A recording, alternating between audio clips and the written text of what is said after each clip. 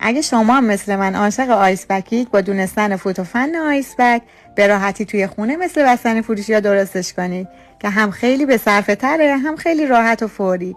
برای خودتون، برای بچه ها درست کنید و لذت ببرید از خوردنش. اولیش آیس بک شکلاتیه که موز، بستنی شکلاتی یا وانیلی، مقداری پودر کاکائو، کمی شیر و خامه صبحانه. اگه دوست داشتید یه قاشق هم بهش شکلات صبحانه میتونید بزنید که خوشمزه ترش میکنه. 30 ثانیه با مخلوط کن میزنیم تا کاملا یک دست بشه. این لیوانای آیس بک رو یک بار مصرف فروشی‌ها دارنش. از لیوان معمولی هم میتونید استفاده کنید. دیوارهای لیوان رو با شکلات تزیینش میکنیم.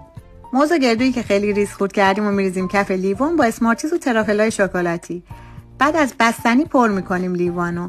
غلظت بستنی باید این شکلی باشه، نه زیاد شل باشه نه زیاد سفت باشه. در آخرم با هر چیزی که دوست دارید تزیینش کنید. میتونید اصلا خامه هم نزنید، با اسمارتیز و موز تزیینش کنید. میشه جان. آیس بک توت فرنگی که میتونید به جای توت فرنگی از آلبالو، انبه یا هر میوه‌ای که دوست دارید استفاده کنید. توت فرنگی رو با بستنی وانیلی، کمی شیر و خامه صبحانه، یه قاشق هم عسل برای شیرین تر شدنش. 30 ثانیه با مخلوط کن میزنیم تا کاملا یک دست بشن. لیوان رو با شکلات تزیین میکنیم. توت فرنگی که خیلی ریز خورد کردیم و میریزیم کف لیوان با اسمارتیز و لیوان رو با بستنی پر میکنیم.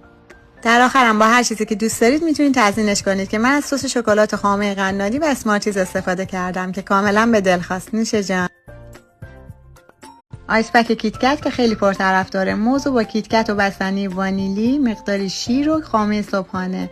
30 ثانیه میزنیم تا کاملا یک دست بشن. به جای کیت کت میتونید از انواع بیسکویت و کوکی هم استفاده کنید و آیس بک بیسکویتی درست کنید. لیوان رو با شکلات تزیین میکنیم. کیت کت و اسمارتیز و موز خورد شده میریزیم و از بستنی پر میکنیم. در آخرم با هر چیزی که دوست داشتید تزیینش کنید.